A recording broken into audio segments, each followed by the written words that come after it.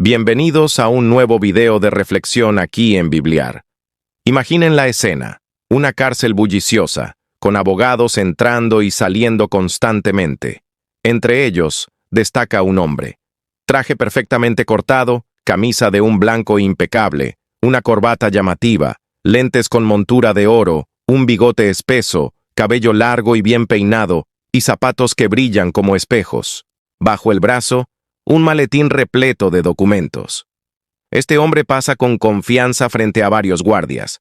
Ya casi llega a la calle, a la libertad, cuando el último vigilante, con una mirada aguda, lo observa y dice en voz baja: «Ese no camina como un abogado».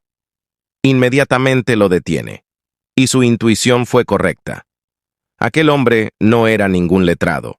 Era Ray Browning, uno de los narcotraficantes más notorios del mundo, recluido en la cárcel de Los Ángeles, California.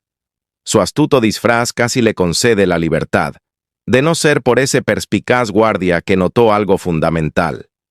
La frase que usó para justificar su acción es fascinante.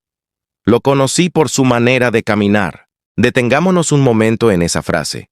¡Qué interesante! Lo conocí por su manera de caminar. Es una verdad profunda. A casi todos se nos puede identificar por algún detalle único. Para muchos, es el rostro, lo más común. Para otros, es el timbre de la voz, o quizás ciertas muletillas y palabras que repetimos sin darnos cuenta. A veces es una cicatriz, un mechón de pelo blanco o algún rasgo físico muy particular. Pero, evidentemente, también nuestra forma de andar nos delata. ¿Cuántas veces no hemos oído decir de un niño: «Camina igualito a su padre»? Parece que nuestra propia estructura ósea, nuestra musculatura, define en gran medida nuestro paso por el mundo. Ray Browning, a pesar de su disfraz impecable, no pudo ocultar su caminar característico. Esa forma singular de moverse que lo delató ante los ojos de quien sabía observar. Y esto nos lleva a una pregunta mucho más profunda. Una reflexión que va más allá de la anécdota de un criminal. ¿Cómo estamos caminando nosotros por esta vida? ¿Nuestro andar es recto o torcido? ¿Damos pasos firmes hacia una vida mejor cada día? ¿O vamos descendiendo por un camino de degradación? ¿Cuáles son las características que definen nuestro andar personal? Browning tenía, en realidad, dos maneras de caminar muy conocidas. Una era la literal, la física, por las calles y los pasillos. La otra era su caminar figurado, el estilo de vida que llevaba, la moral que practicaba, las costumbres que tenía. Un caminar sumergido en el delito. Su forma de moverse físicamente era un reflejo de su andar espiritual y moral. Su cuerpo contaba la historia que su traje intentaba ocultar.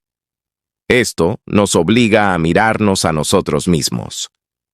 ¿Y nuestro caminar? ¿Qué historia cuenta? ¿Es un andar de integridad, de bondad, de propósito? ¿O es un andar errático, sin rumbo, o peor aún, un caminar por sendas oscuras?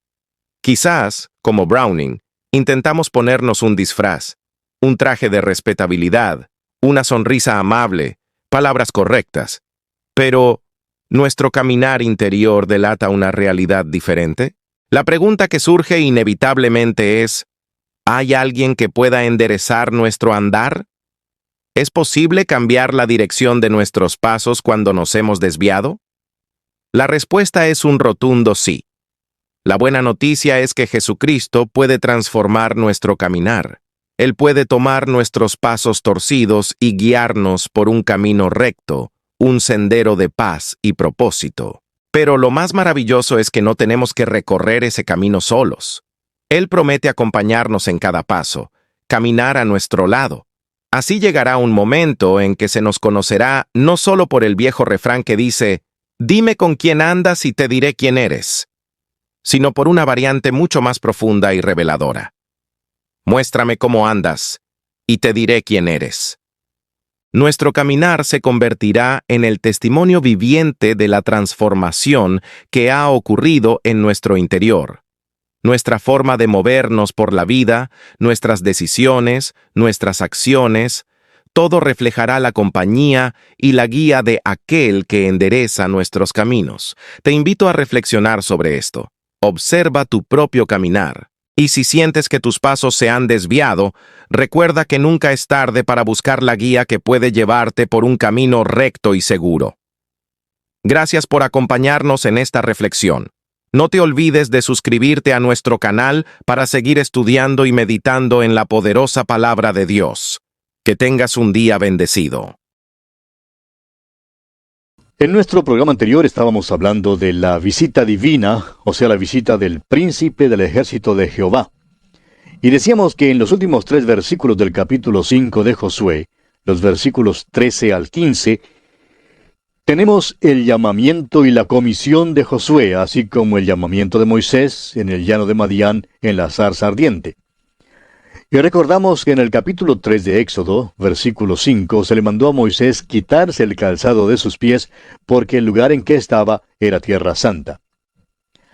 Ahora los israelitas habían pasado el Jordán y estaban acampando al otro lado del río. Suponemos que un día por la mañana, Josué probablemente se levantó, pasó revista al campamento, y quizá hasta se llenó de orgullo al examinar las tiendas de las 12 tribus. Él es el líder de ese gran grupo y el sucesor de Moisés. Debe haberse sentido bastante bien. Luego sucedió que miró hacia el borde del campamento y vio allá parado a un hombre con su espada desnuda en la mano. ¿Y sabe usted, amigo oyente, quién era este hombre? Creemos que no era otro que el Cristo preencarnado. Según el escritor a los Hebreos, en el capítulo 2 de su carta, versículo 10, Él es el autor de la salvación. Al mirarle, Josué probablemente pensaba dentro de sí, es seguro que él no sabe que aquí yo soy el general y no he dado ninguna orden de que alguien desenvaine su espada. Mejor es que yo hable con ese individuo. José, pues, se acercó donde estaba el hombre y le dijo, ¿eres tú por nosotros o por nuestros enemigos? Y entonces el varón se puso de pie con la espada en la mano, se volvió hacia Josué y le dijo, soy el príncipe del ejército de Jehová. ¿Y sabe usted lo que sucedió? Josué se postró en adoración delante de él. Josué se dio cuenta que el cuartel general no estaba en su tienda. Descubrió que estaba ante el trono mismo de Dios. Era Dios quien estaba guiando a Israel. Josué recibiría sus órdenes del príncipe del ejército de Jehová. Está en la obligación entonces de obedecer al Señor. Un soldado tiene que obedecer a su capitán, el Estado Mayor. Y Josué se doblega y saluda al Estado Mayor. No vemos entonces ningún problema. Ahora, en el capítulo 6, cuando encontremos a Josué dando vueltas alrededor de la ciudad de Jericó, dio vueltas a la ciudad de Jericó por 7 días consecutivos. A muchos les parece una cosa insensata lo que hacía. Si usted le hubiera detenido al 6º día para decirle, mire mi general Josué, lo que hace es cosa necia, ¿por qué lo hace? ¿Por qué no deja de dar vueltas alrededor de la ciudad? De seguro que él le habría respondido, no soy yo el encargado aquí. Recibo mis órdenes de otro. Otro me está mandando y yo soy simplemente soldado raso de la última fila. No me toca a mí oponerme a las órdenes de mi capitán. Hago esto porque él me ha mandado hacerlo. Y como usted sabe, un soldado raso no manda al comandante. Si hace eso, pronto se hallará en el calabozo militar. Pasemos pues a este capítulo 6 de Josué. En este capítulo vemos que la ciudad de Jericó se encierra y Dios instruye cómo sitiarla. Se rodea la ciudad, los muros caen. Rahab la ramera es salvada y se maldice a quien trate de reconstruir la ciudad de Jericó. Los israelitas ya han pasado el Jordán y han entrado en la tierra de Canaán. Pasaron el Jordán de una manera muy extraordinaria. Los sacerdotes llevaron el arca a la orilla del río. Los pies se le mojaron y las aguas se separaron. Este fue un milagro más notable que el de cruzar el Mar Rojo, si es que se pueden poner los milagros en una clase de notable, más notable y mucho más notable. En el verano, el río Jordán es una corriente apacible, pero en el invierno llega a ser un océano poderoso. Es un río peligroso en la época de inundación. Los israelitas pasaron por la muerte, sepultura y resurrección del Señor Jesucristo cuando pasaron el Jordán. Luego se nos dice que 2 cosas sucedieron. 12 piedras, una por cada tribu, fueron tomadas del Jordán y levantadas en la orilla occidental. Estas piedras hablan de la resurrección de Cristo. se constituyeron en monumento. Fueron puestas allí para llamar la atención a las generaciones futuras sobre la manera en que Dios les había guiado con seguridad. Luego, 12 piedras, una por cada tribu, fueron puestas en el Jordán, y estas piedras hablan de la muerte de Cristo. Estas piedras fueron puestas en las aguas de la muerte. El arca, que habla de Cristo, pasó el Jordán. Los israelitas podían pasar porque fueron guiados por el Señor. Él es el príncipe de nuestra salvación. Ha pasado el Jordán y así nos guía al lugar de bendición espiritual en los lugares celestiales. Las piedras conmemorativas dentro del río hablan de la muerte de Cristo por los pecados suyos y por los míos, amigo oyente. Ahora, las piedras puestas en la orilla del Jordán hablan de su resurrección. Y cuando las futuras generaciones preguntaran el significado de las piedras, oirían entonces la maravillosa historia de cómo Dios había guiado a sus padres y cómo los había cuidado. Las piedras eran un monumento conmemorativo y un tiempo de comunión para los hijos de Israel. Nosotros también tenemos un monumento conmemorativo y una comunión. Lo llamamos la Cena del Señor. Y nos reunimos alrededor de la Cena del Señor, alrededor de la mesa del Señor. Y el pan y el vino hablan del cuerpo y de la sangre de Cristo. Él bajó por las aguas de la muerte y de juicio por usted y por mí, amigo oyente. Pero subió del sepulcro mediante una resurrección poderosa. Es mediante su muerte y su resurrección, amigo oyente, que entramos en la bendición espiritual. Y luego, por último, entraremos en el mismo cielo. Los israelitas, pues, están acampados ahora a la orilla occidental del Jordán, y están llenos de una sensación de expectación. Esta es la tierra que Dios había prometido darles. Es la tierra que fluye leche y miel. Es la tierra que se les ha mandado a poseer. Y sus corazones se llenan de emoción y de alegría con la expectativa de ocupar su propia tierra. Dios preparó a su pueblo para entrar en la tierra. Los israelitas tenían que ser condicionados para la conquista, y tres cosas importantes tomaron lugar. Primero, los israelitas fueron circuncidados. En segundo lugar, comieron del fruto de la tierra. Y en tercer lugar, a Josué le fue dada una visión del príncipe de las huestes del Señor. Cuando Josué se preparó para circuncidar a los varones de Israel, se hizo cuchillos afilados. Y esos cuchillos nos hablan de la palabra de Dios. Dice el escritor a los Hebreos en el capítulo 4 de su carta, versículo 12, porque la palabra de Dios es viva y eficaz, y más cortante que toda espada de dos filos, y penetra hasta partir el alma y el espíritu, las coyunturas y los tuétanos, y discierne los pensamientos y las intenciones del corazón. La palabra de Dios, amigo oyente, le ayuda a uno a discernir entre lo bueno y lo malo. Hoy en día las líneas de conducta moral han sido prácticamente borradas en muchos de nuestros países. Y lo que necesitamos es volver a la moralidad bíblica, porque no puede haber bendición alguna para ninguna nación ni para ningún pueblo, sino hasta cuando vuelvan a la palabra de Dios. Por tanto, es necesario usar los cuchillos afilados. El rito de la circuncisión era la señal del pacto que Dios hizo con Abraham. Una parte de ese pacto prometía la tierra a Israel. Ahora, a los israelitas les fue dado el fruto de la tierra para comer. Y el fruto es simbólico de la palabra de Dios. Debían dejar de comer el maná. El maná era una comida provocativa, amigo oyente, y cuánto les gusta a los hermanos ir de una conferencia de profecía a otra. Y sabemos que hay muchos hermanos que tienen más interés en el libro de Apocalipsis que lo que tienen en la epístola a los romanos, por ejemplo. Hay muchos que irán lejos para escuchar un mensaje en cuanto al caballo amarillo del Apocalipsis, pero que ni siquiera cruzan la calle para escuchar un mensaje de la epístola a los romanos. El doctor A. G. Gabeline dijo una vez, usted se dará cuenta que muchos hermanos tienen más interés en el anticristo que lo que tienen en Cristo. Lo que a estos hermanos les gusta es el maná. Pero lo que necesitan, amigo oyente, es salir del desierto y comer el fruto de la tierra. Necesitan ir a través de la Biblia y enterarse de lo que ella contiene. Una cosa es decir que se cree en la Biblia, y otra cosa muy distinta es estudiarla. Por último, amigo oyente, a Josué le fue dada una visión del príncipe del ejército de Jehová. Y Josué se dio cuenta que estaría recibiendo sus órdenes del Señor. Los israelitas ya están condicionados para la conquista y listos para entrar a habitar la tierra. En este capítulo 6 de Josué, tenemos la caída de Jericó. Josué usó ciertas tácticas para lograr sus fines, y es importante que veamos lo que Josué hizo. Avanzó hasta el corazón de la tierra, y al tomar las ciudades de Jericó y Ai, Josué dividió la tierra y luego marchó hacia el sur. Luego Josué se equivocó al hacer un pacto con los Gabaonitas. Dios expresamente le mandó que no hiciera ningún pacto con los cananeos. Ahora, debido a la desobediencia de Josué, le fue necesario conquistar a 5 reyes de los amorreos. Luego desempeñó una campaña en el norte y se nos da la conclusión de la jefatura de Josué en la guerra. El libro de Josué termina con la lista de los reyes conquistados, la repartición de la tierra y el último mensaje de Josué. Había 3 campañas importantes al principiar los israelitas a conquistar la tierra.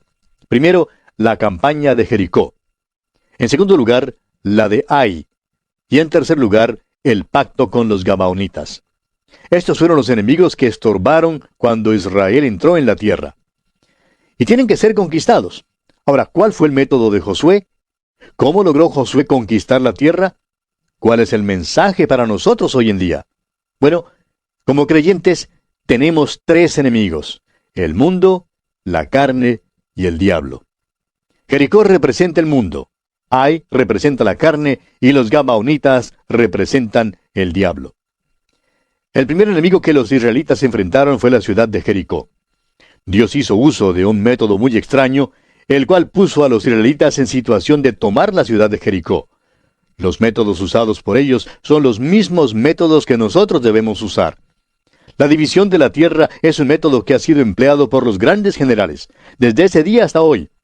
Dividir a los enemigos permite tomar al ejército poco a poco. Este método fue empleado en la Primera Guerra Mundial, en la Segunda Guerra Mundial en Europa y también en otras partes. Y Josué usó este mismo método. Debe notarse que bien puede haber un desacuerdo entre el señor Carlos Marston y la señorita Kathleen Kellam en cuanto al muro de la antigua Jericó, pero la verdad es que la fe del creyente no se apoya en la pala del arqueólogo. El escritor a los Hebreos en el capítulo 11 de su carta, versículo 30, dice: «Por la fe cayeron los muros de Jericó después de rodearlos 7 días». Jericó representa el mundo para el creyente. Es fuerte y formidable y temible. La conquista depende de la fe. El apóstol Juan en su primera carta, capítulo 5, versículo 4, dice: «Porque todo lo que es nacido de Dios vence al mundo. Y esta es la victoria que ha vencido al mundo, nuestra fe». Y en el capítulo 11 de la carta a los Hebreos revela cómo la fe obró durante todas las épocas en las vidas de los siervos más selectos de Dios al hacer ellos frente al mundo y vencer ellos por la fe. Comencemos pues leyendo el primer versículo de este capítulo 6 de Josué. Ahora Jericó estaba cerrada, bien cerrada, a causa de los hijos de Israel. Nadie entraba ni salía. Los habitantes de Jericó se habían preparado para el ataque de los israelitas. No creían que los israelitas llegarían tan pronto como llegaron, pero cerraron la ciudad y se prepararon para el ataque. Ahora leamos los versículos 2 hasta el 4 de este capítulo 6 de Josué. Mas Jehová dijo a Josué: «Mira, yo he entregado en tu mano a Jericó y a su rey con sus varones de guerra. Rodearéis pues la ciudad todos los hombres de guerra, yendo alrededor de la ciudad una vez, y esto haréis durante 6 días. Y 7 sacerdotes llevarán 7 bocinas de cuernos de carnero delante del arca, y al 7º día daréis 7 vueltas a la ciudad, y los sacerdotes tocarán las bocinas». Llegó el día para principar la campaña. Los ciudadanos de Jericó están preparados. Hay soldados en los muros y el atalaya está en la puerta. El comandante militar y su estado mayor están dentro de la ciudad recibiendo informes desde el muro. Por fin llega la palabra: «Aquí viene el enemigo». Josué y el ejército de Israel avanzan hacia la ciudad. Delante de la procesión va el arca llevada por los sacerdotes. Los sacerdotes también llevan cuernos. Una atalaya en el muro grita: «¡Aquí vienen! ¡Prepárense!». Parece que intentan atacar por la puerta. Y por tanto, las fuerzas de Jericó se juntan en la puerta. Están listos para la batalla en caso de que la puerta se aportille. Pero luego sucede una cosa muy extraña. De nuevo el atalaya grita: «No, no van a atacar por la puerta». Se volvieron y parece que van a dar una vuelta a la ciudad. Atacarán por otro lugar. Y por tanto, creemos que el ejército adentro empieza a dar una vuelta al muro. Los israelitas dieron una vuelta al muro, pero en lugar de atacar, volvieron a su campamento. Y amigo oyente, usted puede estar seguro de una cosa. Esa noche hubo una reunión en Jericó entre el rey y los hombres militares para estudiar lo que pensaban hacer. Estaban perplejos. Al día siguiente, los israelitas volvieron a hacer lo mismo. El atalaya en el muro gritó, «¡Aquí vienen de nuevo!». Luego los israelitas dieron otra vuelta alrededor del muro y volvieron a su campamento. Todos los días durante 6 días hicieron lo mismo. Al sexto día, los del Pentágono dentro de Jericó se quemaban las cejas. El ejército adentro estaba cansado de dar una vuelta alrededor del muro. Quizá algunos de los hijos de Israel dijeron, «Lo que hacemos parece una necedad». Y si usted hubiera preguntado a Josué por qué hacía esto, probablemente le habría contestado, «Bueno, recibo mis órdenes del príncipe del ejército de Jehová. Esto es lo que me ha mandado hacer y eso es lo que estoy haciendo». Leamos ahora el versículo 5 de este capítulo 6 de Josué.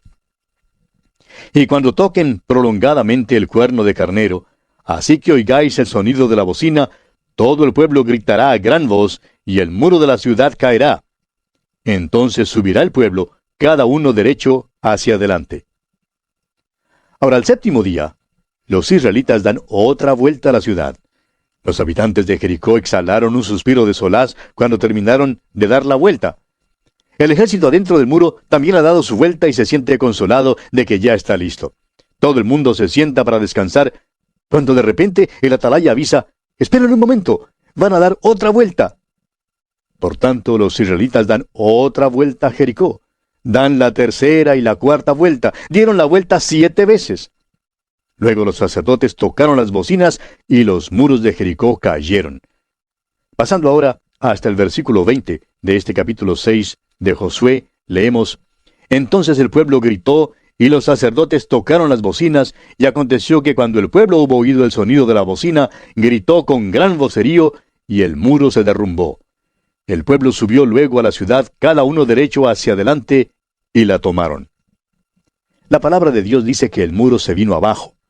Las excavaciones en Jericó indican que esto es definitivamente cierto. Sin embargo, lo interesante de todo esto es el método que fue usado. Y la pregunta es, ¿luchó Josué? No, amigo oyente, Josué no luchó. Fue Dios quien luchó, y fue Dios quien ganó la victoria. El método que los israelitas emplearon para conquistar a Jericó fue la fe, amigo oyente. Y así es como los creyentes ganan la victoria en el mundo. Los creyentes no pueden luchar contra el mundo y ganar. ¿Cómo pues vencemos al mundo? La respuesta la encontramos en la primera carta del apóstol Juan, capítulo 5, versículo 4, donde leemos, «Porque todo lo que es nacido de Dios vence al mundo, y esta es la victoria que ha vencido al mundo, nuestra fe». Josué no ganó una batalla para tomar a Jericó, pues tomó posesión de ella por la fe. Creyó a Dios y recibió sus órdenes de él. La dificultad con muchos hermanos hoy en día, amigo oyente, es que ellos mismos tratan de librar la batalla de Jericó y vencer al mundo. Pero necesitamos empezar a recibir nuestras órdenes de nuestro capitán Jesucristo. Él es el príncipe de nuestra salvación. Y entonces veremos un cambio en nuestras vidas. Fue la fe la que salvó a Rahab y a su familia. Escaparon sin recibir daño. Josué también pronunció una maldición sobre cualquiera que tratara de reconstruir la ciudad de Jericó. Más adelante, en el primer libro de los Reyes, capítulo 16, encontramos que la ciudad fue reconstruida y una maldición vino sobre el hombre y sobre su hijo que la reconstruyeron. La maldición contra el constructor de Jericó no fue dada para prohibir la habitación del sitio, sino para prohibir otra fortificación de la ciudad. Y bien, amigo oyente, así concluye nuestro estudio del capítulo 6 de Josué. Dios mediante, en nuestro próximo programa comenzaremos a estudiar el capítulo 7 y veremos cómo los israelitas son derrotados en Ai. Josué se queja y Dios le instruye en cuanto a lo que debe hacer. Acán confiesa su pecado y él junto con todo lo que tenía son destruidos en el valle de Acor. Esto es pues lo que nos espera en nuestro recorrido por el capítulo 7 de este libro de Josué. Le invitamos a sintonizarnos. Hasta nuestro próximo programa, pues, amigo oyente, que Dios le bendiga muy ricamente.